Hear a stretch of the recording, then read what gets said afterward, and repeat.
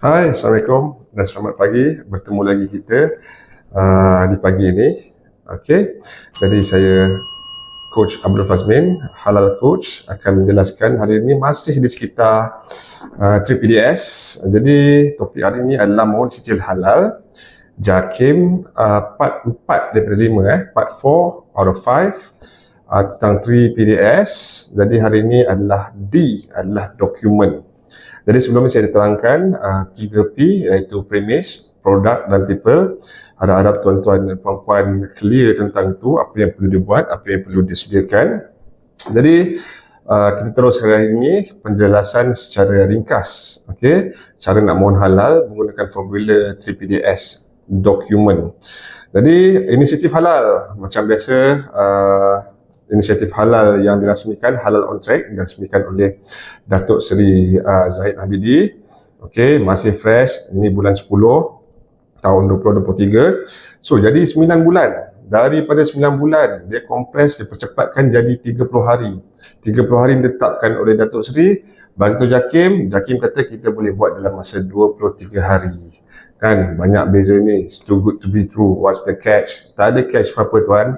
Cuma kita perlu faham 9 bulan tu adalah merangkumi semua daripada start mohon, preparation apa semua tu sehingga 9 bulan tu dapat sijil. Itu average yang dikatakan lah. Average dikatakan 9 bulan average dapat sijil halal.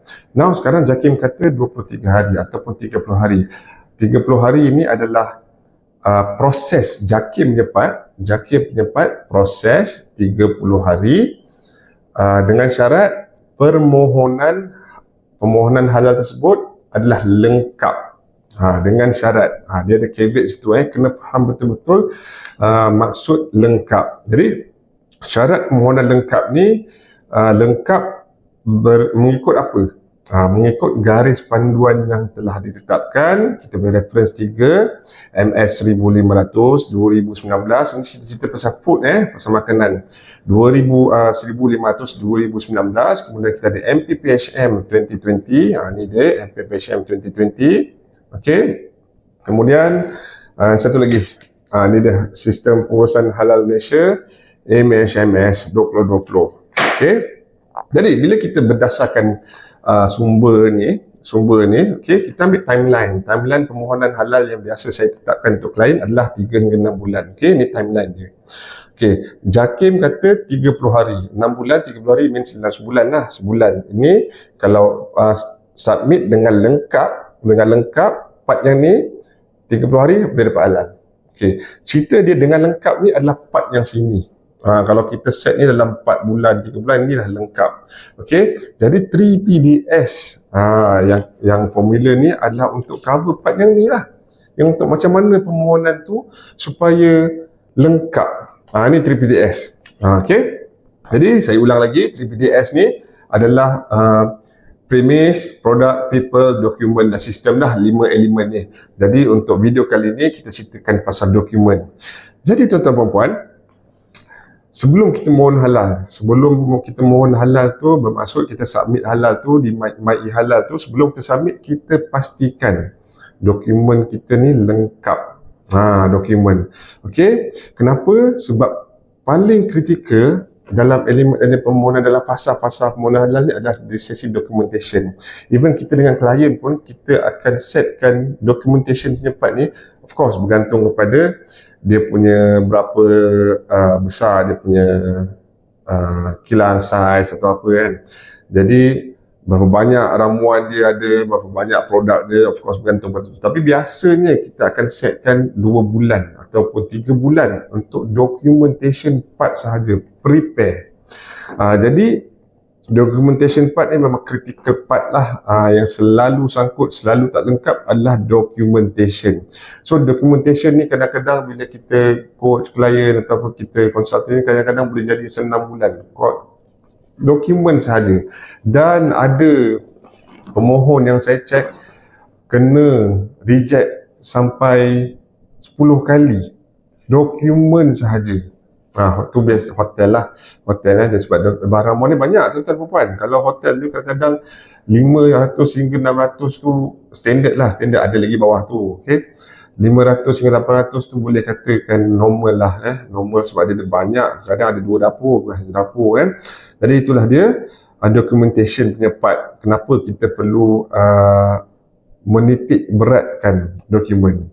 Jadi dokumen ni kebanyakannya yang leceh adalah part bahan mentah. Sebab tu dia relate dengan P yang kedua tadi, produk. Binalah master list. Bina master list produk, bina master list bahan mentah. Dia akan memudahkan proses yang elemen yang dokumen ni tadi. Ikutlah cakap pengalaman konsultan daripada 2009 bangunkan tu. Dia akan banyak mudahkan kerja-kerja tuan-tuan perempuan. Jadi binakan master list, product master list and raw material master list. Dua benda tu. Jadi seandainya kita ambil titik berat benda-benda dokumen ni betul, inisiatif 30 hari itu akan boleh dinikmati oleh tuan-tuan perempuan. Benda yang sepatutnya 9 bulan, dia boleh percepatkan boleh cepat 3 bulan tak ada masalah, 4 bulan tak ada masalah. Yang penting lengkap. Jadi 3PDS ini kita menceritakan macam mana nak bagi dokumen kita tu lengkap. Okey. Jadi siapa yang perlu tahu benda ni, of course dalam satu organisasi syarikat tu yang perlu tahu pasal ni purchasing lah. Purchasing ataupun halal exec ataupun halal supervisor. Okey. Jadi perlu tahulah benda-benda ni, sebab benda-benda ni dokumen kan, dokumen tu biasanya ada dengan diorang dan diorang kena compile kan, kena compile. Jadi macam mana kita nak bangunkan dokumen ni, apa benda yang bila kita cerita pasal dokumen ni, apa benda dokumen yang terlibat dalam persedia halal. Jadi saya ceritakan secara ringkas. Dokumen ni yang pertama sekali kita kena sediakan, kita kena bangunkan untuk company kita ni file halal. Ada memang satu file halal. Kita buatlah file cantik-cantik, kita nama dia kan file halal. Apa yang ada dalam file halal ni macam-macam. Macam-macam. Okey, biasanya kita dah strukturkan dah dalam e-book kita tu, panduan tu kita dah bagi tahu apa yang perlu ada, ikut susunan semua. Kemudian apa yang perlu ada biasanya SSM lah. SSM, nama syarikat, kemudian kena ada lesen daripada majlis pemadaran. Itu basic-basic lah latar belakang tentang syarikat. Kemudian ada pest control, kemudian ada record apa lagi, ada sijil halal, kemudian kita akan print out daripada maya halal tu semua information tentang halal semua. Kemudian boleh letak section sejarah halal. Jadi file halal ni lah kena ada.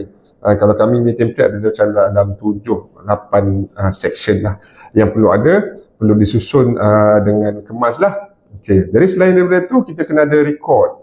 Kita kena record semua pekerja-pekerja kita. Bukan sekadar record, kita kena dokumen dia. Contohnya kita ada salinan IC, kita kena ada salinan pasport kalau foreigner.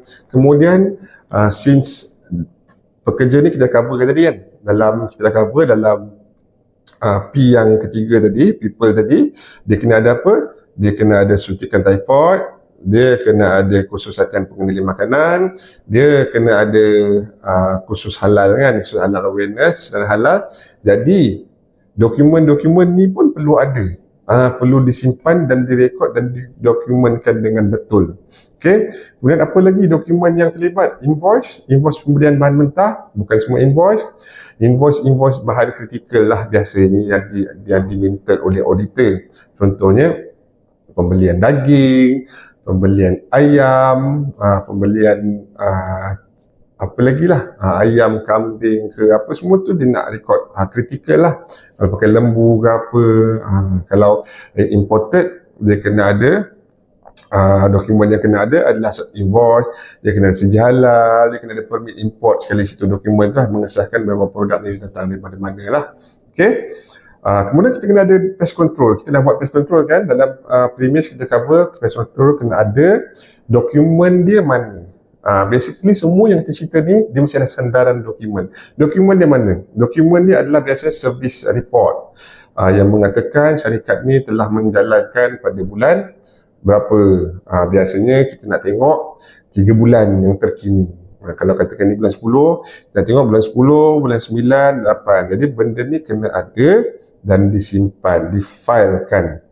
Difilekan di tempat yang kita senang lah biasanya. Sebab bila auditor datang dia akan minta semua benda ni.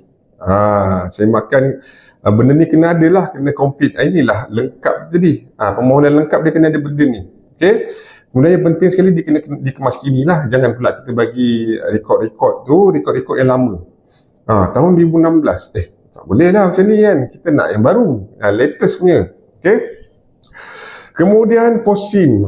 FOSIM ni ramai juga yang tak tahu bila kita minta salinan pendaftaran premis sebenarnya. Kita panggil FOSIM lah, senang Salinan perakuan pendaftaran premis dengan BKKM. Jadi setiap premis makanan ni sebenarnya kena daftar, kena declare mengatakan kita menjalankan aktiviti pemprosesan makanan ke restoran ke di sini alamat sekian. Jadi yang tu kena daftar online di website dipanggil FOSIM. Google je FOSIM domestik, boleh Google dan daftar percuma sahaja. Tapi sebenarnya kalau tak buat halalnya ramai tak tahu. Jadi bila tak daftar tu sebenarnya adalah satu kesalahan lah di bawah Akta Makanan 1983. Jadi daftar FOSIM, daftar premis. Ingat saya tambah kat sini walaupun luar topik. Home base. Home base pun kena daftar juga. Home base. Daftar di tempat sama FOSIM. Jadi kalau ada yang buat home base, pastikan tuan-tuan puan-puan daftar bisnes tuan-tuan puan-puan tu, aktiviti mengendalikan makanan tu di FOSIM. Jadi bukan sahaja kita kena dokumen-dokumen ni semua. Okey, dokumen-dokumen ni mestilah disusun teratur dalam satu file, disusun dengan baik. Supaya apa? Supaya staf kita senang nak refer, supaya pegawai pemeriksa pun senang, hati dia ringan, terlembut untuk semak satu persatu sebab kita dah susun dengan teratur, dengan tertib. Itulah dia. Saya bagi tips itu sebenarnya, susunlah dengan baik-baik. Okey. Jadi dokumen-dokumen ni tuan-tuan dan puan, kita kena ada dan kita kena prepare dua set. Okey, satu set tu memang untuk simpanan syarikat kena ada reference kita untuk kemas kini. Kalau JAKIM datang, auditor datang, dia akan refer kepada fail halal. Dia akan minta mana fail halal. Okey, dan satu lagi set kita hantar masa kita nak submit permohonan. Untuk kita submit permohonan tu kita kena hantar satu salinan untuk dia semak dahulu sebelum datang audit. Okey. Itu di antaranya lah. Di antaranya mungkin ada perbezaan sedikit. Kalau restoran ada beza sikit, kalau kilang ada beza sikit, kalau restoran ada beza sikit lah. Terutamanya kalau hotel, kalau dia ada pengkelasan MOTEC, kalau tak salah saja MOTEC rating tu 3 bintang, 4 bintang, dia kena ada lah. Dia kena ada perakuan tu. Kena submit. Okay. Apa lagi, ada beberapa perkara lagi lah yang dalam ni kalau dia sebenarnya dia relate dengan checklist. Sebenarnya checklist permohonan tu di website JAKIM pun ada checklist tu, kalau buka My Halal pun ada checklist tu. Tapi kalau tuan-tuan nak yang lebih detail tu sebab kami tambah berdasarkan pengalaman. Kalau tuan-tuan nak lebih detail, pergi di website jomonhalal.com. Dekat situ ada free ebook download, kat situ ada checklist lengkap. Kalau belum download lah. Okey, saya letak juga di description bawah ni link supaya memudahkan tuan-tuan puan-puan untuk request untuk download ebook tu. Okey, jadi tuan-tuan puan-puan, kalau tuan-tuan nak maklumat lanjut berkenaan apa persiapan dokumen apa semua, kami macam biasa, saya bersandarkan daripada MS 1500 2019, MPPHM 2020 dan MHMS. Dokumen-dokumen ni lah. Dokumen-dokumen ni. Jadi tuan-tuan boleh baca lah kalau nak ke sini. Tapi kalau nak shortcut apa, tuan-tuan boleh dapat panduan ebook DIY. Okey, mohon halal DIY di website. Saya akan sertakan link di bawah ini. Okey, saya belanja RM50 off. Tapi kena isi kupon ni lah. Masa beli tu 3PDS. Isikan tu, saya akan belanja 50 off kat situ, diskaun. Untuk khas kepada yang menonton video ni di YouTube dan subscribe. Jangan lupa subscribe kepada channel kami ni. Dan kami akan update dari masa ke semasa. Seandainya ada tips-tips ataupun perubahan ataupun garis panduan, apa-apa saya akan share pengalaman case study apa semua. Don't worry. Semuanya agar industri halal negara kita ni naik dan kita tetap menjadi nombor satu. Nombor satu negara negara pengeluar produk halal di dunia. Untuk itu, sebab itu saya selalu sokong tuan-tuan perempuan dan saya share apa-apa information yang saya tahu berkaitan halal supaya tuan-tuan sebenarnya boleh buat sendiri.